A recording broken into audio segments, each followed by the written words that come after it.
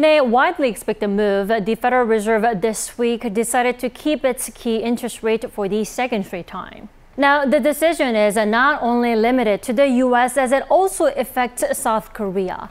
Our economic correspondent Ahn Sung-jin is here in the studio to walk us through the implications of the Fed's latest key rate decision. Welcome, Sung-jin. It's a pleasure to be here, Dami. All right, Sung-jin, we have much to cover. So what is this Fed's decision all about this week? Right, Dami. Let's walk through this by beginning with what the Fed's benchmark rates are.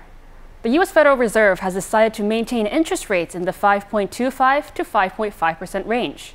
Now, Wednesday's meeting was the second consecutive meeting after September where the FOMC held rates steady at a 22-year high.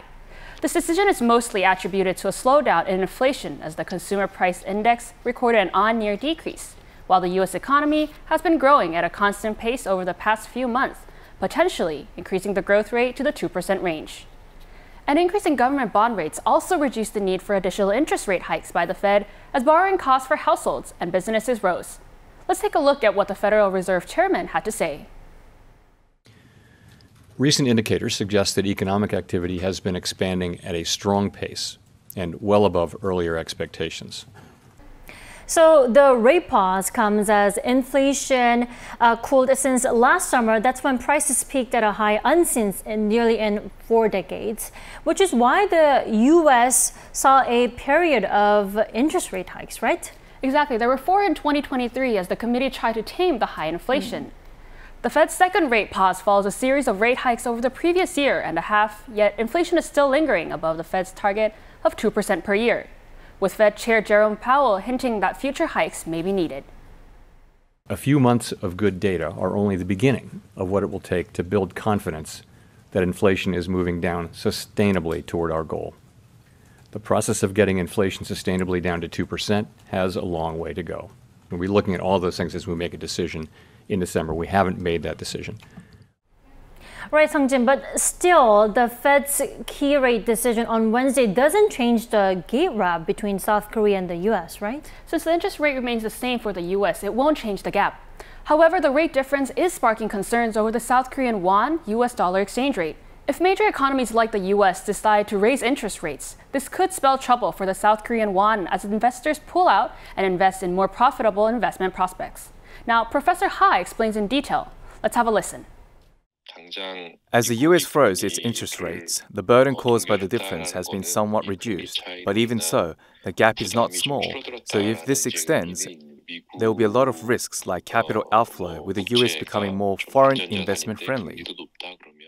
He also added that the interest rate gap would not last forever, which is why it is necessary to also watch for increased household debt ahead of the upcoming central bank meeting.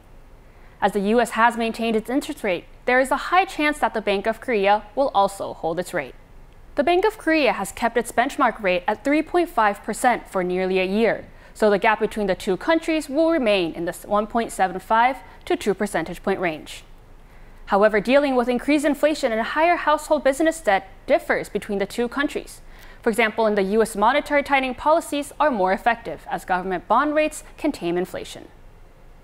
South Korea this week also released some major economic figures, including exports and industrial production as well. Let's talk about those data.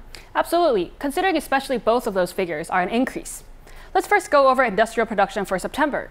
South Korea's overall industrial production, spending, and investments all rose in September as retail sales and chip production shows positive signs of recovery, driving industrial output and private spending. Then did market optimism in the chip industry also trickle into figures for October exports? Would you say that? What was the trade balance for last month? South Korea's exports in October saw an upward trend compared to the year before for the first time in 12 months. This is largely attributed to a strong performance in the auto sector as well as a recovery in the semiconductor industry.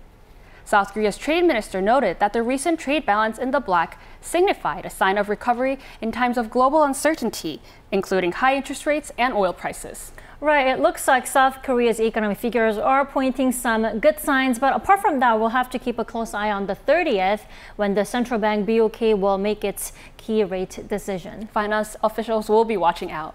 All right, Sung-jin, thank you so much for the wrap-up today. It's great to be here, Dami. Thank you.